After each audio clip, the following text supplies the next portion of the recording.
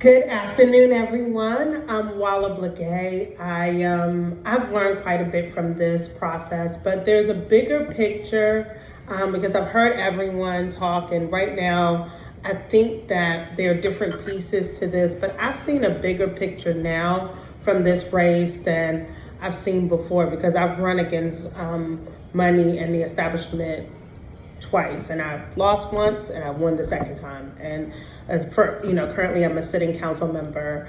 Here's a couple things that I want to talk about. Number one, is this the time that we take back the soul of the Democratic Party? And I would say this because I was part of the Bernie Bros in 2016. And the reason why is because what I saw was we had a Democratic Party that had lost its way. And we have a frustrated electorate that doesn't know what's going on, but what they know is that something isn't right. And they're blaming everyone. They don't know where to go, they don't know where to move. And I think that at this point, what I'm learning is that what has happened in other states has been that there has been a grassroots movement that has drawn the picture of the problem. And we have to do that in the state of Maryland. We have work to do. And that is what this opened my eyes to. I think about when we started, my first race, we ran against the ticket. And I was able to raise money. I was one of the only new delegate, I was running for delegate then. I was the only delegate candidate running that even raised money. And I lost because the ticket had a Senate, they had someone who was actually was gonna run for speaker that got all this corporate money and then started sending out those ballots. Now it's so funny, Montgomery County had a heart attack at those deceptive ballots, but we fought those deceptive ballots in 2018. And when they went, those deceptive ballots came to the doors. It said official Democratic ticket. It didn't just say District 47 recommended. It said Maryland Democratic Party official ballot. That's what it said. And what happened was I had people calling me then asking me, why are you not a Democrat? And I was like, what? And when I saw the things come to my house, I was so horrified.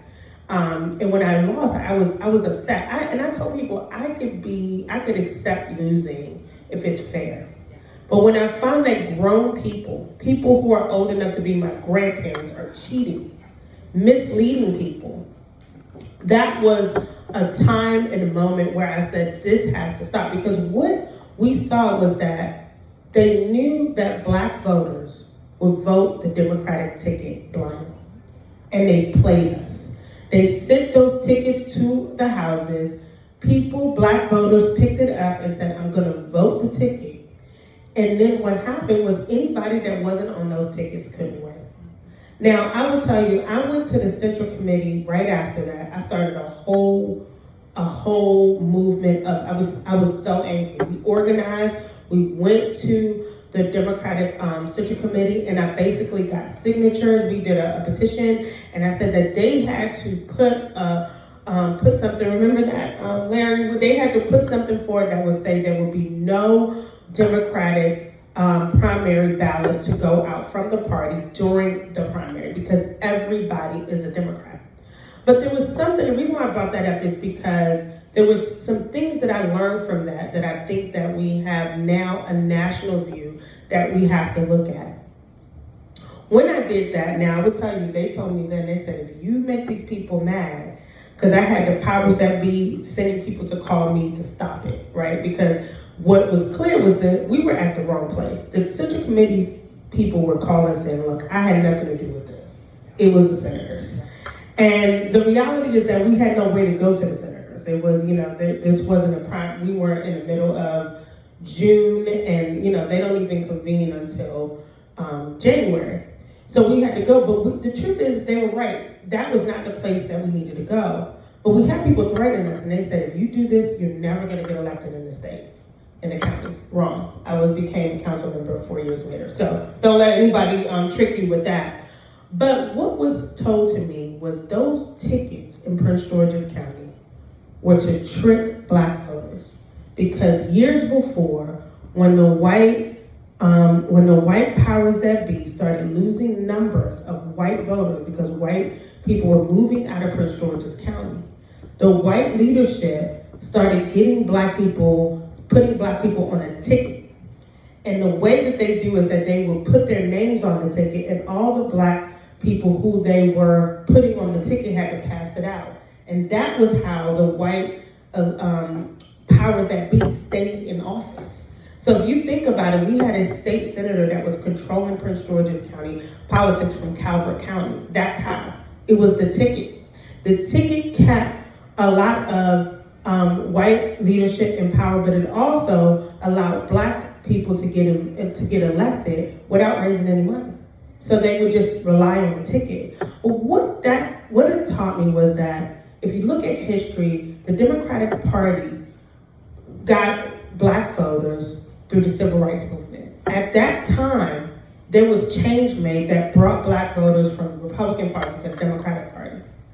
Now, the black voters have been the actual base of the Democratic vote, despite getting very little. And it's all because of money in politics. So we've gone so far away from the roots of why black people were voting in the Democratic Party, and now we are being tricked into voting blindly because of pictures and literature and the oversight. And that's what happened in my race. People said that they got so many mailers, they saw so many ads with the candidate that I ran against, with Angela Alsabrook, Senator Alsabrook, and Governor Moore. And that's all they need to see. And when they saw that, they said, we're gonna vote for this person. They didn't ask any questions about how those ads were running every 10 minutes, how they got nearly 20 mailers, how they were able to see ads from not only TV, but also text messages, also social media ads. So what we find now is, as a local elected official, people are taking it out on their local elected officials now. They're so mad, and they're like, something's going on because my bills are going up. I'm not able to get affordable housing. I'm not able to buy groceries at a decent amount. I'm literally losing my job, and I can't find a job. And yet I'm still voting for these elected officials, and nothing's changing. And I would say, I'm not trying to even just focus on the black voter, because I am in an area that has black voters, but the reality is that this is going on all over the country, but people don't understand why. And the truth is, you can't blame them, because they don't know what authority lines are. They don't know what super PACs are. They don't understand. And now we need to do a better job informing the residents, because when we started knocking on doors, because before we were just trying to raise money, I literally spent most of my time on the phone begging people for money. And that honestly took me away from even talking to voters, because that is what you're then doing. So you're not even engaging voters. You're not talking to anybody about what, you literally have to say, okay, the only way that I can tell people that I'm doing things, I'm gonna have to pay for text message, pay for ads, pay for this, and you can't afford to pay because you're gonna be outspent. So basically, voters are getting tricked, and they don't understand. They just know something isn't right. And they don't know who to blame, so they're just blaming everyone. They're getting frustrated. And some people are just saying, I don't know what's going on. Everyone looks very corrupt, so I'm just not voting. And so what because what we saw is such a low turnout in Prince George's County, and even in the Maryland 5th Congressional District, even throughout the state, low vote turnout. Why? Because people don't know, they know something isn't right. So now, when I went to doors, when I finally said, you know what, I can't beat this system. They're outraged me. I told Larry, I said, I'm heading to the doors. I want to see what people were saying. And what I saw was people were like, what's APAC? What is, and now, honestly, the truth is, this is a real thing. When we saw those ads running in your district against Donna Edwards, I was like, what is going on? And I kept seeing it, and I actually had to read the authority line that at that time actually had APAC as the authority line. It was the authority line, but the truth is, in that race was only in 2022, I didn't even know what was going on. I was like, what is this? And once we started figuring it out, it was too late. She had already lost. $8 million had already been spent. And now, as I'm running, I am literally knocking on doors with people that are asking, what's wrong with AI crypto money? Where's all this money coming from? What is APAC? And why we have, and most of the people that were asking, I would tell you, and I would say we could look at, but in Prince George's County, one of the biggest electorates in the state of Maryland, the average over 60% of the vote are over 55. That's the over 65. And most of that group were not aware what APAC was. So you can't blame us for not being able to turn the tide in Maryland. We have to do some, this is an education moment. And what's happened in New York, they've been woke because they have an electorate that's now been informed by DSA, by all of these organizations on the ground as to where their money is going. Because the reality is that, do you think that the average voter will vote for candidates that are supported by AIPAC if they knew that $8 billion of their money was going to Israel instead of focusing on what's going on in our country?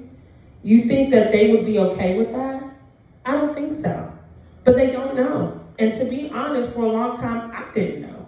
So I would say, I felt that as me, as an informed voter, didn't have all these tools. So right now, the moment that we have in this room is to educate.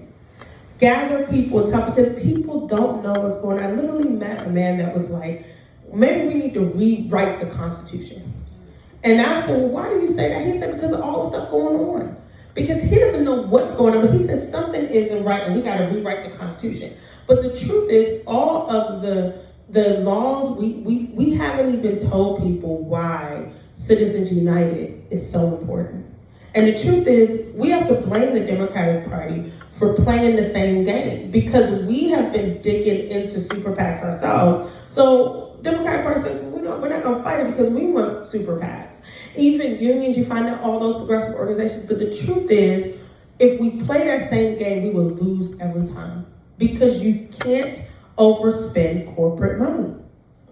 We can't, we would never do it, no matter what, even if we get every American we know to give us $2, $3, $4, we cannot outspend them. So the only thing we can do is defeat the actual tool that keeps them successful. And the only way we can do that is to get the electorate on that side. I would never admire Trump and the Tea Party and all of those things, but the reality is that they are destroying that party because they took their ideals and spread it all over the place, but it was for the wrong reasons. We can do the same thing in the Democratic Party for the right reasons.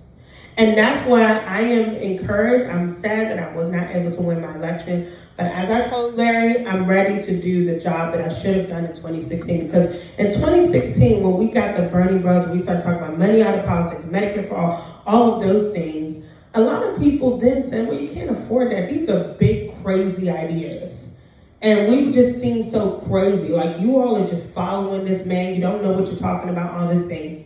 But a lot of people, we didn't have enough struggle in this country then, that a lot of people dismissed that. Now, the struggle is here. So this is our moment, especially in the state of Maryland, especially in Prince George's County. I'm going to talk beyond Prince George's County because this is something, I want my state to look like New York. And I would say that we need some wins. So we are taking our leader, Larry, you're going to take the lead and take us to victory because we need a movement here. This is the time people are hungry for. They literally don't know. Something doesn't feel right, but they don't know what it is.